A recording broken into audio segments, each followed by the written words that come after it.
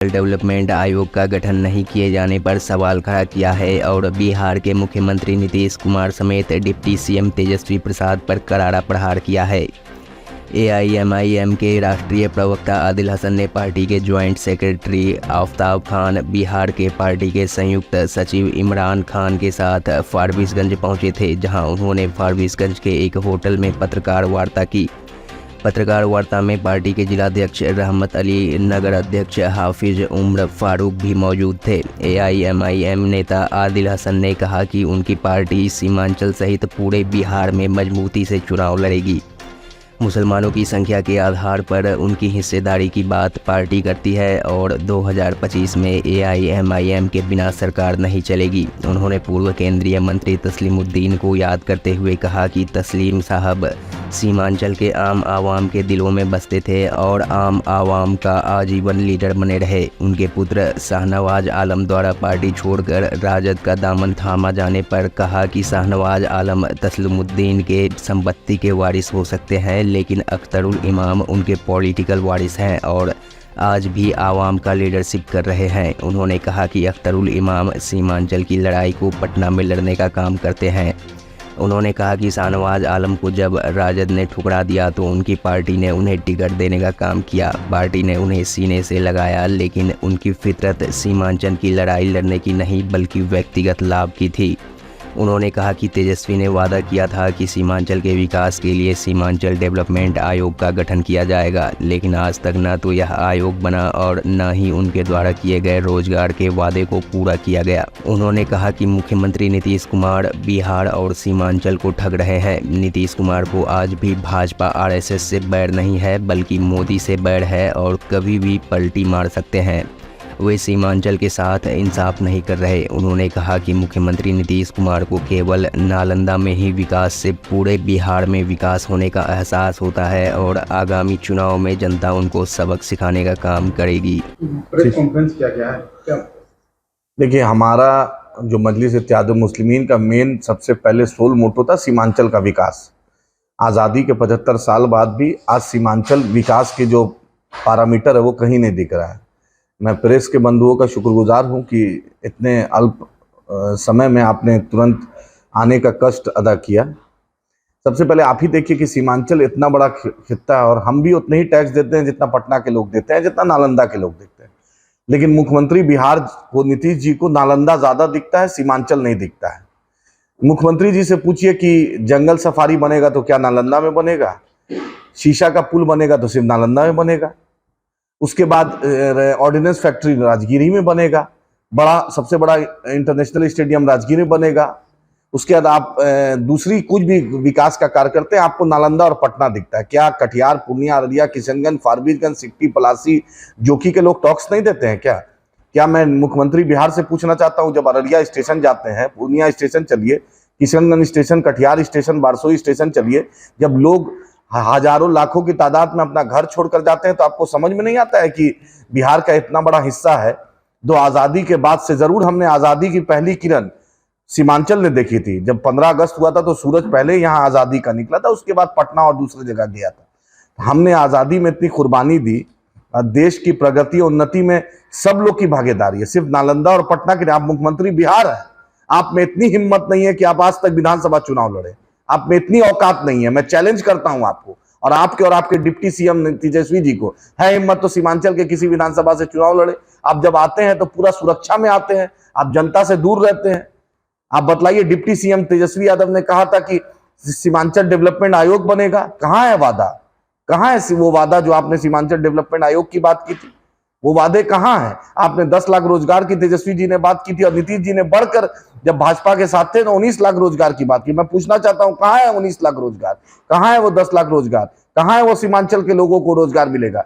कब तक हम दिल्ली और बॉम्बे और तेलंगाना और महाराष्ट्र में हम खटेंगे? कब हम अपने घर में रोजगार पाएंगे? आप तो चपरासी क्वार्टर से शीश महल पहुंच गए तेजस्वी यादव। आपके माता पिता दोनों को चीफ मिनिस्टर बना दिया गया। नीतीश जी को बाढ़ बख्तियारपुर से चीफ मिनिस्टर 17 साल बना दिया गया। आप कभी भाजपा के साथ चले जाते हैं, कभी राजद के साथ चले जाते हैं, आप चीफ मिनिस्टर बनते रहते हैं। 8 बार आपने मुंह बना। लालू जी बोलते थे ऐसा कोई सगा नहीं जिसको नीतीश जी ने ठगा नहीं, और आप तो बिहार को ठग रहे हैं, सीमांचल को ठग रहे हैं। ये क्या भरोसा है कि 2024 में आप भाजपा के साथ नहीं जाइएगा। कौन बतलाता है? नीतीश जी को मैं आप ऑन रिकॉर्ड कहता हूं, नीतीश जी को मोदी से सिर्फ अभी बैर है, व्यक्तिगत अना की लड़ाई हो गई है, भाजपा और आरएसएस से बैर नहीं है। मैं पूरे सीमांचल के मंत्रियों से पूछना चाहता हूं, यहां पे शेरशाहवादी बिरादरी उससे क्यों मंत्री क्यों नहीं है? शेखरा बिरादरी उससे मंत्री क्यों नहीं है? कुल्हैया बिरादरी से शहनवाज साहब को आपने क्या मंत्रालय दिया? आपदा मंत्रालय दिया क्या? शहनवाज साहब आपदा में बतलाएं कि बाढ़ की समस्या दूर हो गई क्या? ये तो एमआईएम का सदका है जो आप लोग मंत्री बने हैं। ये चारों एमएलए जो आपने राजद ने तोड़ा, जब नीतीश जी का एमएलए टूटता है तो नीतीश जी बहुत बेचैन हो जाते हैं। जब कांग्रेस का एमएलए टूटता है तो बोलते हैं पॉलिटिकल टेररिज्म है। जब एमआईएम एक सीमांचल की क़यादत के लिए आवाज बनी थी, मुसलमानोक्या की क़यादत की एक आवाज बनी थी, तो इतना बेचैनी हो गई, इतना पेट में पटना को दर्द हो गया, इतना लालू जी को दर्द हो गया, इतना नीतीश जी को क्या कहते हैं लूज मोशन हो गया। बतलाइए, आखिर सीमांचल को कौन इंसाफ देगा? मैं सीमांचल के तमाम रूलिंग पार्टी के मंत्रियों और एमएलए से पूछना चाहता हूं, अरे अपनी मिल्ली गैरत और अपने जमीर को कुछ आवाज दो। इस तस्लीमुद्दीन साहब की सरजमी रही है, सीमांचल के वो गांधी रहे हैं। बतलाएं सीमांचल को अभी प्रेजेंट सरकार ने क्या दिया है? क्या नीतीश जी में है हिम्मत की 18 साल से ऊपर मुख्यमंत्री रहे, व्हाइट पेपर जारी करेंगे कि उन्होंने सीमांचल को क्या दिया? है हिम्मत नीतीश जी को, लालू जी को है हिम्मत, राजद को है हिम्मत कि व्हाइट पेपर जारी करेगा कि सीमांचल को उन्होंने क्या दिया? मधेपुरा में बनेगा रेल कारखाना, छपरा में बनेगा, सीमांचल में कब बनेगा? सबसे ज्यादा मजदूरी यहां, सबसे ज्यादा पलायन यहां, पानी में आर्सेनिक यहां, पानी में आयरन यहां, सबसे ज्यादा बेरोजगारी यहां, सबसे ज्यादा बाढ़ की त्रासदी यहां। वाजपेयी जी के वक्त में, मैं भाजपाइयों से पूछना चाहता हूं, तुम्हारे आप अटल बिहारी को, आपने वाजपेयी जी को भारत रत्न दिया, अटल जी को इतना आप मानते थे, इसी वाजपेयी जी ने कोसी में डैम की बात की थी। क्या वो वादे, क्या वो आपके एमओयू साइन जो नेपाल और भारत के बीच एमओयू साइन हुआ था कि बड़ा हाई डैम बनेगा? मैं पूछना चाहता हूं भाजपाइयों से, अरे कुछ तो शर्म करो। नरेंद्र मोदी जी यही पूर्णिया में आकर 2013 में कहे थे कि एयरपोर्ट बनेगा। गुजरात में तो सब जगह जो बनना है बन जाता है, बतलाइए कि बिहार में कब बनेगा, पूर्णिया में कब एयरपोर्ट बनेगा? क्या सीमांचल के लोग को हक नहीं है? बगल में नेपाल है, बगल में बांग्लादेश है, इंटरनेशनल बॉर्डर है, क्या इनको भाजपाइयों को मुंह से बोली नहीं निकलती है? नरेंद्र मोदी अमित शाह के सामने, अमित शाह जो रैली करते हैं पूर्णिया में आके, क्यों आप रैली करते हैं? हाँ, आपने बोला कि एयरपोर्ट ऑपरेशनल हो गया, आपके आंख में मोतियाबिंद है, कैटरेक्ट का ऑपरेशन कराना अमित शाह जी को कि आपको कहां दिखता है पूर्णिया में एयरपोर्ट ऑपरेशनल? बतलाइए।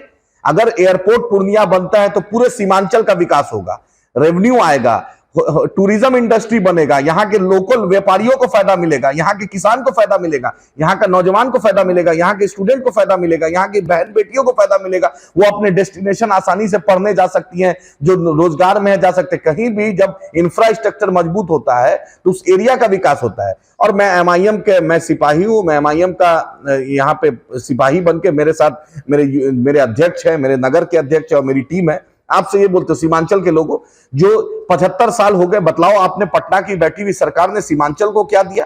आपके यहाँ जुडिशियरी की बिल्डिंग अभी तक नहीं चल रहा है। फारबिसगंज में जिला बनने की बात थी, अभी तक नहीं दिख रहा है। फारबिसगंज के रोड का क्या हाल है? फारबिसगंज में और सीमांचल में बिजली का क्या हाल है? आप बतलाइए कि एसएसबी वाले ने मार दिया, आपके सीमांचल के बेटा को मारा, आपके अररिया के बेटे को मारा, आपके जोकी के बेटे को मारा, क्या दिल में जरा सा दर्द नहीं है? बिहार सरकार के मंत्री, अरे याद रखो गैरत को, जब अपने गैरत को जरा जगाओ कि तुम मंत्री बन गए हो। इसी सीमांचल का ज़कात फितरा है, इसी मिट्टी अररिया का ज़कात है जो तुम मंत्री पटना में बैठ के हो, लाल बत्ती से चल रहे हो, आगे पीछे स्कॉट चला। उस बच्चे के घर में जाकर पूछे कि एसएसबी ने क्यों मारा? कभी पूछे कि उसके घर में कंपनसेशन क्यों दिए? कभी पूछते हो कि उसके घर में बाढ़ का पानी आता है? नरेंद्र मोदी के सिपाही बनते हो यहाँ पर, जहां पे भाजपा करते हो, हिंदू और मुसलमान में नफरत की सौदागरी करते हो, हिंदू मुसलमान में दूरियां करते हो। उन भाजपाइयों से बोलना चाहता हूं, कभी तुम्हारा जमीर झलका कि सीमांचल में बाढ़ आता है, सीमांचल के घर घर में पानी चला जाता है, बाढ़ की तबाही, एनडीआरएफ और एसडीआरएफ की टीम सही समय पे नहीं आती है, बच्चे डूब जाते हैं, महिलाएं डूब जाती है, हमारी बहन बेटी डूब जाती है, मासूम बच्चे डूबते हैं। 6 घंटा और 8 घंटा एनडीआरएफ और एसडीआरएफ की टीम आने में लगता है। मैं उन अफसरों से पूछना चाहता हूं, अरे आप बतलाइए, आप तो अंग्रेज चले गए, क्यों अंग्रेज के जानसी बन के बैठे हैं? क्यों डीएम साहब, एसपी साहब, डीएसपी साहब, एसडीओ साहब, बीडीओ साहब, सीओ साहब? अरे यही सीमांचल ने आपको इज्जत दी है। आज डीएम एसपी बने हैं, एसडीओ बीडीओ बने इसी मिट्टी में। जाते हैं पटना या जाते हैं उत्तर प्रदेश या जाते हैं दिल्ली, तो इसी सीमांचल की सरजमी आपको इज्जत दिलाती है। आप वहां बोलते हैं कि मैं एसडीएम हूं, मैं डीएसपी हूं, मैं एसडीओ हूं, मैं डीएम हूं, मैं एलआरडीसी हूं, मैं सीओ हूं, बीडीओ। इसी मिट्टी ने आपका रजिस्ट्री ऑफिस में भ्रष्टाचार भरा है, म्यूटेशन में भ्रष्टाचार बटा है।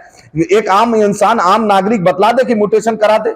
रजिस्ट्री ऑफिस में बतला दे। हॉस्पिटल का क्या हाल है? तेजस्वी यादव डीएमसीएच जाते हैं, तेजस्वी यादव एसकेसीएमसीएच जाते हैं, Muzaffarpur medical college, Tejashwi Yadav PMCH जाते हैं। मैं चैलेंज करता हूं तेजस्वी यादव को, तो आए तेजस्वी जी, है हिम्मत तो आप सीमांचल आए, सीमांचल के हॉस्पिटल का हाल देखे।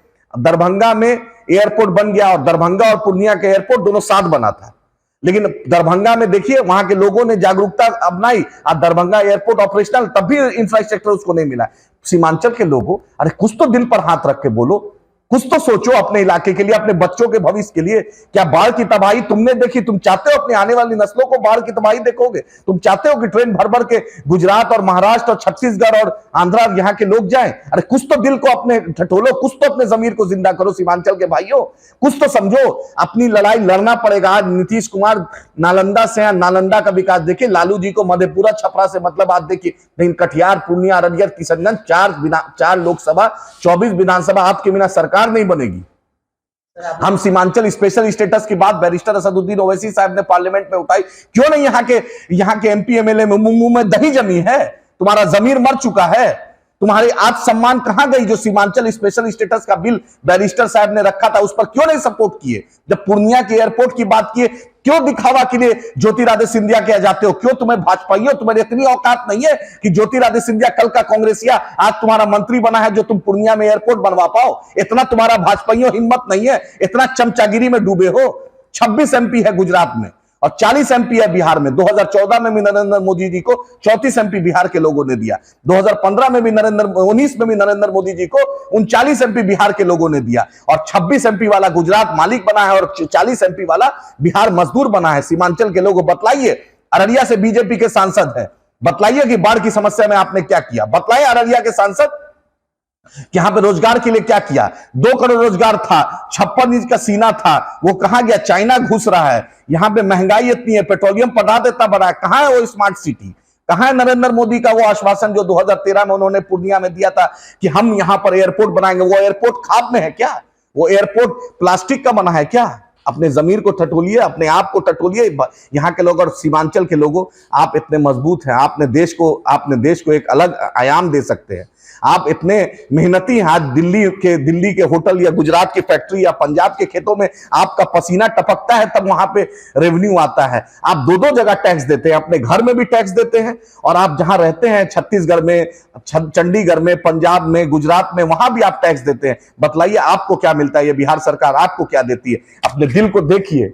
इन जो ये सरकार बैठी है वो आपकी नहीं है, चाहे दिल्ली में भाजपाई है, चाहे बिहार में, सीमांचल के लिए हित नहीं करती। मैं पूछना चाहता हूं भाजपाइयों से कि एक भी बतला दे इस 9.5 साल के कार्य में नरेंद्र मोदी जी, अमित शाह जी, जिनका जय जयकार करते हो, राजनाथ जी का और नितिन गडकरी जी का, बतला दे कि सीमांचल के लिए और बिहार के लिए उन्होंने क्या किया। एक भी मीटिंग, पूरी दुनिया बोलती है कि बिहार सबसे पिछड़ा राज्य है, गरीब राज्य है, बीमारू राज्य है, तो बतलाएं नरेंद्र मोदी की सरकार 9.5 साल में बिहार को एक भी पैकेज दिया हो? वाजपेयी जी ने बिहार का जब बंटवारा किया था तो बिहार को वादा किया था। बतलाएं नीतीश जी, डबल इंजन की आपने सरकार चलाई थी, बतलाएं कि आप बिहार को स्पेशल इकोनॉमिक पैकेज क्यों नहीं दिलवा पाए? एम्स दरभंगा नहीं बन पाया क्योंकि डीएमसीएच वहां पहले से, हमारा मांग, अख्तरुल ईमान साहब ने मांग किया है कि किशनगंज में एम्स बने ताकि नॉर्थ बंगाल के लोग को फायदा मिले, सीमांचल के लोग को फायदा मिले, 15-20 जिला के लोगों को फायदा मिलेगा। बिहार में शराब बंद है। भाई शराब की बिक्री, नीतीश जी ने सभी पुलिस अफसर को बोल दिया है कि तुम शराब से जितना पैसा कमा सकते हो कमाओ। ये के पाठक साहब एक ऑफिसर थे, उनको भी हटा दिया गया, पता नहीं नीतीश जी ने क्यों हटाया, शायद पीसीयूसी का कुछ डील में दिक्कत हुआ होगा।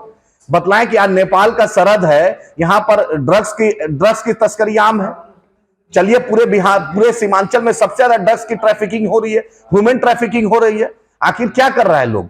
आखिर बतलाएं कि नीतीश जी के पुलिस ऑफिसर क्या कर रहे हैं? अरे आप तो पटना में आलीशान बिल्डिंग और दिल्ली में बना रहे हैं, याद रखिएगा ये सीमांचल का देन है। जो आप एसपी और डीएम और कलेक्टर और कमिश्नर और डीजीपी बने हुए, सीमांचल का देन है। आखिर शराब में नीतीश जी ने बोल दिया है कि तुम उधर से कमा लो जी, क्योंकि बिना आरसीपी टैक्स के डीएम एसपी नहीं बनता था। ये सच्चाई थी ना तेजस्वी यादव? कल तक जो यही आरसीपी टैक्स बोलते हैं, अब संजय यादव हरियाणवी टैक्स हो रहा है। बतलाएं कि क्या करेंगे नीतीश जी? क्या पुलिस ऑफिसर को छूट दे दिए हैं कि पैसा कमाओ? शराबबंदी मौखौल बन गया है। गरीब जो है, जो पैसा नहीं दे सकता है, उसको आप जेल भेज रहे हैं। लाखों लोग जेल में है, और जो बड़े बड़े 5 स्टार में चल रहा है, तस्करी चल रही है। नीतीश जी के पुलिस बतलाएं कि इस पर क्या जवाब देगी? कल भी एडीजी हेडक्वार्टर प्रेस कॉन्फ्रेंस कर रहे हैं। 5 साल से तो इनका प्रेस कॉन्फ्रेंस दे रहे हैं। आखिर पूरे बिहार में सीमांचल में आरएसएस को अगर किसी ने पहुंचाया, बीजेपी को फंसाया, उसका नाम नीतीश जी है। और पूरे बिहार में घर घर होम डिलीवरी करवाने में मदद जिसके की आज शराब की, उसका नाम नीतीश जी है। और पूरे बिहार में हर पंचायत, हर वार्ड में अगर शराब की दुकान किसी ने खुलवाया तो उसका नाम नीतीश जी है। आप आदत दिलवाते हैं, उसके बाद आप बोलते हैं कि नहीं तुम शराब पीना छोड़ दो, अब मेरे पुलिस ऑफिसर को पैसा दो। हजारों जगह ऐसा हुआ, इनका पुलिस ऑफिसर, इनका एक्साइज डिपार्टमेंट का ऑफिसर की मिली भगत से शराब की तस्करी हुई है। बतलाइए कि उस पर क्या हो। टीचर को नीतीश जी लाठी मरवा रहे हैं। आप उर्दू टीटी का अभी तक 10 साल से रिजल्ट आपने नहीं दिया। आपने उर्दू के शिक्षक को 1,70,000 उर्दू टीचर की बहाली और उसमें उर्दू, फारसी, अरबी का टीचर का कोई स्कोप नहीं है। मौलाना मजरुल हक में टीचर प्रोफेसर बिल्डिंग है, स्टूडेंट नहीं है। आखिर बतलाएं, हज कमेटी इस बार हज का हाजी जो आए हैं पूरे सीमांचल से नहीं, बिहार से जो हाजी आए हैं, जाकर पूछिए कि कितना मिसमैनेजमेंट था। वहां पे भाजपा सरकार, यहाँ पे छोटे मोदी नीतीश जी। वहां पर हम 4 लाख रुपया, 5 लाख रुपया देकर हज पर जाते हैं, और जब हज पे रवाना होता है तो नीतीश जी टोपी पहन के ऐसे दुआ करते हैं। बगल में तेजस्वी यादव रहते हैं, कभी सुशील मोदी रहते हैं। पैसा हम देंगे, हज का पैसा हम देंगे, लेकिन नीतीश जी और भाजपा केंद्र में ऐसा दिखाती है कि वो ही हज का पैसा दे रही है। और जाकर एक एक हाजी से पूछे कि मीना में कितना दिक्कत हुआ। एक एक रूम में 6-6 हजार कैंप था, उसमें 15 बाथरूम सिर्फ रहा है। औरतों से पूछे कि कितनी उनको तकलीफ हुई है। जनता माफ नहीं करेगी। इस देश ने इंदिरा जी की भी शासन देखा, राजीव जी को भी देखा है। नरेंद्र मोदी जी का अहंकार डूबेगा, जो सूरज उगता है वो डूबेगा। मोदी जी, आपने बिहार को 9.5 साल कुछ नहीं दिया। अब जनता पूछ रही है कि कहां है मोदी जी, विकास 9.5 साल में भी पैदा नहीं हुआ। आप जो डेली ड्रामा करते हैं, ट्रिपल तलाक का, यूसीसी का, ये जो ड्रामा कर रहे हैं, अब हिंदू मुसलमान इस बैरिकेड में फंसने वाला नहीं है। पूछ रहा है हिंदू और मुसलमान, सीमांचल का बेटा, कि बाढ़ की तबाही कब दूर होगी। पूछ रहा है कि रोजगार कब मिलेगा, कब यहां से ट्रेन भर भर के जो जाती है दिल्ली, बॉम्बे, महाराष्ट्र, चंडीगढ़, पंजाब, उत्तराखंड, कब ये बंद होगा, यहां कब रोजगार के साधन होंगे, सीमांचल को कब इंसाफ मिलेगा। अब सीमांचल की लड़ाई अख्तर उल इमान साहब, बैरिस्टर असदुद्दीन ओवैसी साहब लड़ रहे हैं। हम लड़ेंगे, हम चाहते हैं। मेरा नौजवान रहमत साहब है, मेरे नगर अध्यक्ष है, सब मिलकर जद्दोजहद करेंगे। बहुत हुई, हमने नारा दे दिया, बहुत हुई, झंडा बरदारी अब लेके रहेंगे। इससे आपके जो सीमांचल के इलाका, यहाँ से आपकी सीट मिली, लेकिन आपकी का जो क़यादत मजबूत करने की बात हुई थी, तो क़यादत मजबूती को छोड़ करके 4 विधायक आपके भाग करके दूसरी पार्टी में चले गए। तो ऐसे में क़यादत कैसे मजबूत हो? भाई अब बोलिए, कोई मीर जाफर बन जाए, कोई मीर सादिक बन जाए, कोई जयचंद बन जाए, तो हम इसमें अवाम का और एमआईएम का क्या दोष है। हमने तस्लीमुद्दीन साहब के बेटे को टिकट दिया था, सीमांचल के गांधी साहब को दिया था। तस्लीमुद्दीन साहब का ऋण है इस सीमांचल की सरजमी पर। हमने इतने बड़े कद्दावर बाप के बेटे को दिया था टिकट, जिसने राजद ने उनको ठुकरा दिया था, राजद ने उनको एंट्री बंद कर दी थी, राजद ने उनका टिकट काट दिया था। हमने सीने से लगाया था, जो कि हाट की आवाम ने बैरिस्टर असदुद्दीन ओवैसी साहब और तस्लीमुद्दीन साहब का चेहरा देखकर उनके साहेबजादे को वोट दिया था। अब जाके लालू जी का चरण छू रहे हैं, तो इसमें सीमांचल की और जोकी की आवाम की क्या गलती है? उनसे पूछे ना। आपदा प्रबंधक मंत्री है, एसएसबी ने जब उस बच्चे को मारा, उसके घर भी पुरसा लेने गए हैं। लाल बत्ती तो आगे पीछे स्कॉट चल रहा है, लेकिन उस घर में गए हैं, आंसू पोंछे उस माँ और बाप का, उसके बच्चों का, कि सरकार से 5 रुपया भी कंपनसेशन दिलवाए हैं। एसएसबी पे कोई कार्रवाई करवाए। अख्तर उल इमान साहब विधानसभा में क्वेश्चन उठाए, अख्तर उल इमान साहब डीजीपी के यहाँ गए, मैं खुद रहमत अली साहब के साथ एडीजी किया गया, फिर उसके बाद हम पुलिस मुख्यालय गए। हम तो लगातार जद्दोजहद कर रहे हैं। यहीं पर सुपौल में एक घटना हुई, 15-25 लोग को 82 साल की एक औरत एक्यूज बना दिया है, मंत्री के दबाव में, पूर्व मंत्री के दबाव में। उसके बाद कुछ नहीं बोलते। यार कितना दिन मंत्री रहोगे? कभी नहीं मंत्री रह सकते हो। आजीवन कोई मंत्री नहीं रहा है। आजीवन अवाम का लीडर तस्लीमुद्दीन साहब थे, तब आज है। अवाम का लीडर आज अख्तर उल इमान साहब है। तस्लीमुद्दीन साहब के आप बेटा हो सकते हैं, शहनवाज साहब, लेकिन तस्लीमुद्दीन का पॉलिटिकल वारिस अगर कोई है, पॉलिटिकल जानशी है, उसका नाम अख्तर उल इमान साहब है। आप संपत्ति के वारिस हो सकते हैं, लेकिन जानशी आप पॉलिटिकल नहीं हो सकते, उसका नाम अख्तर उल इमान साहब है। जद्दोजहद तस्लीम साहब ने किया, उस जद्दोजहद के जो शागिर्द में से अव्वल नाम है, उसका नाम अख्तर उल इमान साहब है। आज सीमांचल की लड़ाई, अगर पटना में सीमांचल के किसी भी लीडर को सबसे ज्यादा इज्जत पूरे बिहार में मिल रही है, अकलियतों के बीच मिल रही है, बिहार शरीफ का मुद्दा में अगर कोई उठाता है, दूसरे मजलूमों का मुद्दा उठाता है, उसका नाम अख्तर उल इमान साहब। हम लड़ेंगे, जद्दोजहद करेंगे। अरे एक आदमी, एक इमाम काफी है, एक अख्तर उल इमान काफी है। वक्त का मुख्यमंत्री भी हाथ जोड़ रहा है कि आ जाइए मंत्री बनने, तेजस्वी यादव भी कर रहे हैं। और यही ताकत है सीमांचल की आवाम का, कि सब बिक गए लेकिन वो नहीं बिके। इसी को कहते हैं अख्तर उल इमान, इसी को कहते हैं एमआईएम, इसी को कहते हैं कि क़यादत। बिहार में मजबूती से चुनाव लड़ेंगे। टिकट का फैसला बैरिस्टर असदुद्दीन ओवैसी साहब, अख्तरुल इमान साहब, अकबर ओवैसी साहब करेंगे, क्योंकि हमारा फैसला दारुसलाम से होता है। हम चुनाव लड़ेंगे और सीमांचल का ही नहीं, पूरे बिहार के मुसलमानों का, दलितों का, वंचितों का, मजलूमों की क़यादत करेंगे, क्योंकि हमने ठाना है बहुत हुई झंडा बरदारी, अब लेके रहेंगे हिस्सेदारी। हम अपनी क़यादत की बात करते हैं। जब सन ऑफ मल्ला अपनी बात कर सकता है, सन ऑफ मांझी जी कर सकते हैं, सन ऑफ कुशवाहा कर सकते हैं, तो सन ऑफ सीमांचल क्यों नहीं कर सकता है? सन ऑफ मुसलमान क्यों नहीं कर सकता है? हम भी अपनी क़यादत की बात करते हैं। हम भी चाहते हैं कि मुसलमानों की हिस्सेदारी मिले, उसको भी हक मिले। बहुत हुई झंडा बरदारी, अब लेके रहेंगे हिस्सेदारी। हम लड़ेंगे। हम काशीराम जी को मानने वाले, पहला चुनाव हारेंगे, फिर हराएंगे, फिर जीतेंगे। हमने 15 लड़ा, उस वक्त हारे थे। हम 20 लड़े, उसके बाद हराए, और इंशाल्लाह 2025 मजबूती से लड़के एमआईएम के बिना पटना में कोई सरकार नहीं बनेगी। ये हमारा सीमांचल के अवाम का साथ है, मोहब्बत है, उनका एहसान है, उनका अल्लाह का करम है। उस मोहब्बत का हम आजीवन कर्जदार रहेंगे। हम सीमांचल की लड़ाई लड़के इंशाल्लाह मजबूती से बिहार को हम बतलाएंगे कि क्या लीडरशिप होती है। हम नालंदा और छपरा का विकास के लिए नहीं, हम पूरे बिहार के और सीमांचल को स्पेशल स्टेटस की लड़ाई को जद्दोजहद, ये हमारा मूल मुद्दा है। बैरिस्टर साहब ने पार्लियामेंट में उठाया, इस मुद्दे पर हम हैं, थे और इंशाल्लाह आखिरी सांस तक रहेंगे। बाप के बेटा हैं, क्या कर रहे हैं? नीतीश जी के सामने, तेजस्वी यादव के सामने मुंह से बोली नहीं निकल रही है क्या? जाने के बाद भी 5 दिन बीत जाने के बाद भी कोई भी नहीं पूछता। तो बोलिए यहाँ सीमांचल की आवाम, किशनगंज, अररिया, पूर्णिया, कटिहार की आवाम, जिनको मंत्री बनाया गया, जिनको आपका दूत बनाया गया है, पूछिए उनसे। साहब तो बंगला में रह रहे हैं पटना में, साहब को तनख्वाह मिल रही है, साहब के आगे पीछे स्कॉट जा रहा है, लेकिन साहब बतलाए कि जिस मिट्टी का कर्ज अदा करना है, जिस पिता की विरासत है, उस विरासत पे क्यों मुंह में दही जम गई है? क्यों सीमांचल डूब रहा है और कुछ बोल नहीं पा रहे हैं? क्यों पटना के दरबारियों में सिर्फ दरबारी में अपने आका को खुश करना चाहते हैं? सीमांचल के अवाम को कब खुश करेंगे? सीमांचल को बाढ़ की तबाही से कब दूर करेंगे? ये हम पूछना चाहते हैं उनसे।